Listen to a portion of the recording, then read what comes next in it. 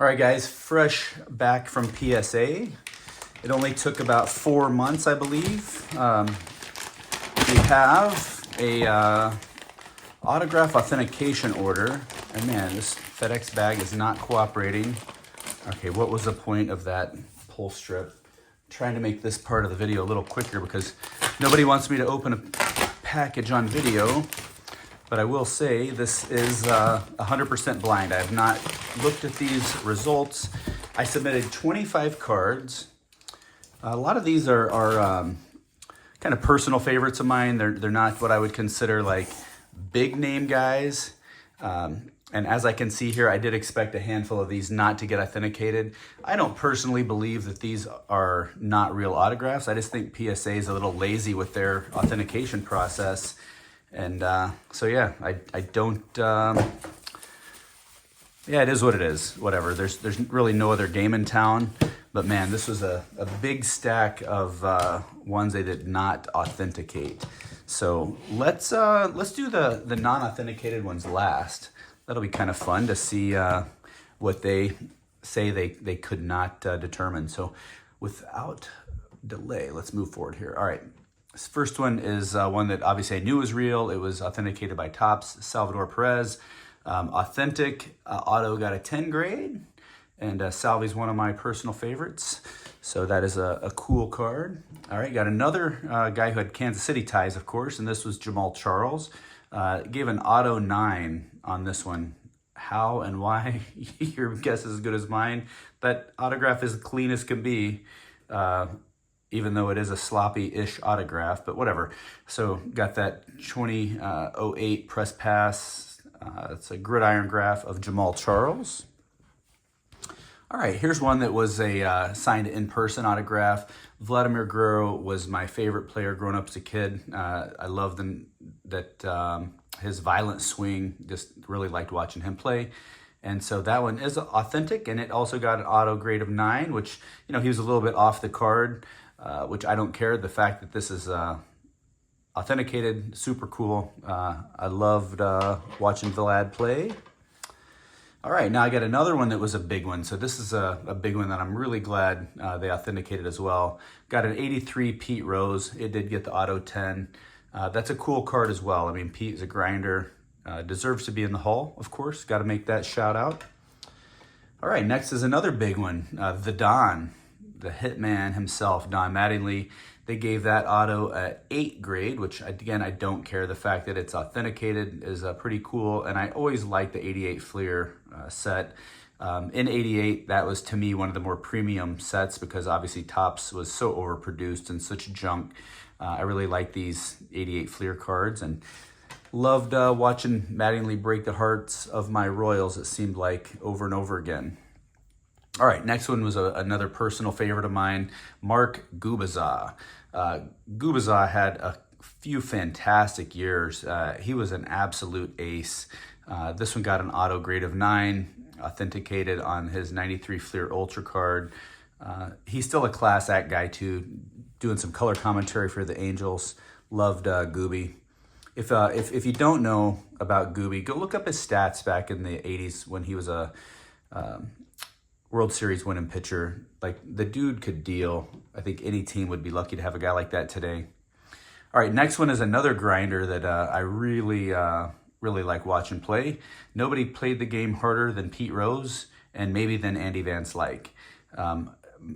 This one got an auto grade of a 7 because I didn't notice, but there's a smudge right here in the Y on Van Slyke. But authentic auto, 94 Collector's Choice was also another one that was kind of a newish thing. I think 94 was the first year of Collector's Choice, if I remember right. And I ripped a little bit of this as a kid. And yeah, anyway, got my Andy Van Slyke authenticated. All right, next we got, this one is again another one that was authenticated by Topps or Fanatics. It was a Topps Legends, and this was a certified autograph issue of a reprint of Gaylord Perry's 1962 rookie card. And it did get the auto 10 grade, which is super cool. Perry was an absolute legend, so super cool to have that one slabbed up. Great Hall of Famer. All right, and here's another guy who would have been in the Hall of Fame if not for the juicing.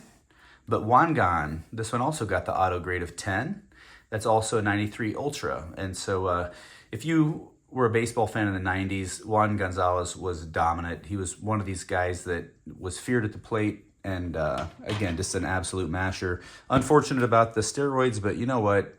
Everybody was doing it at the time, so I'm not going to hold it over these guys' heads. Whatever. It's unfair to hold them to a different standard, but whatever. Wangan was a hell of a player. All right, next one is a super cool card. I actually got inspiration off of somebody else's YouTube channel, and I can't remember who posted this card up. It was Bagwell's rookie Stadium Club card, which I believe is a 91 Stadium Club. This autograph was flaking, and so I wanted to get it slabbed up before it deteriorated even worse. So my expectation is this is an auto 7 at best. And it did get the auto 7. As you can see, the autograph was starting to flake in spots, but I had a pretty good feel that it was authentic, and now I've got it slabbed up. I love this card. This is a cool one. Bagwell, absolute monster. So happy to have that legend slabbed up as well. Rookie auto. All right, the next one, this guy was also dominant, Mike Messina. So this was Messina's, I believe this 94 Studio may be a rookie card as well. I believe it is. I'm sorry, no, it's definitely not. His rookie was, what year was his rookie? I'm doing the math here. Clearly, was it 90? Was that the first Messina 91? I don't recall off the top of my head. But anyway, Messina had just a dominant run. The Moose, he clearly performed extremely well, winning some championships in New York, and got that auto 10 of Moose. All right, next. Oh man, I'm glad this one came back authenticated because Pedro Martinez is an absolute legend. I'm not disappointed at that auto grade of 8 at all. I'm just thrilled that it was authenticated. Pedro was a legend. He was a character.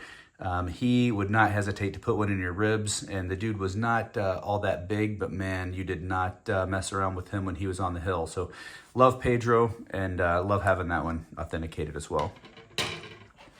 All right, this one is another one that was authenticated by Topps, Mark Pryor. That got an auto 7. That surprised me a little bit because that auto is actually pretty clean. This is actually, you know what? This was not authenticated by Fanatics. This was an in-person autograph, but that auto looks quite a bit cleaner than a 7. I could have seen a 9 because the Stadler looked like it was running short on ink in a few spots.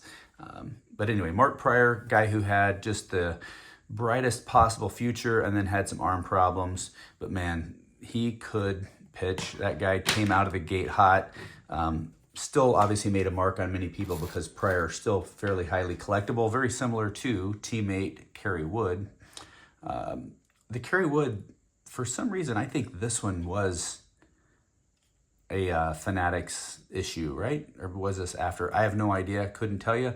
But this is the blue version of his 84 Topps reprint in the 2019 Topps Update set. That got the auto grade of 10. Thank you, Kerry Wood. His 20 strikeout game will never be forgotten by any stretch. Wood was he reminded me of a friend of mine too, a guy named Ben Russell, who was one hell of a softball player and actually used to play high-level baseball as well. But he just always reminded me of Kerry Wood. They just looked a little bit alike. But anyway, I digress. All right, next is Cy Young winner David Cone, who also had a great career for the Royals, the Mets. Again, Cone was a legend, and that they got an auto grade of 9, which I'm totally happy with, and authenticated. Love David Cone, love watching him pitch. All right, now for the fun part. What didn't make the cut? There is a fat stack of money lost.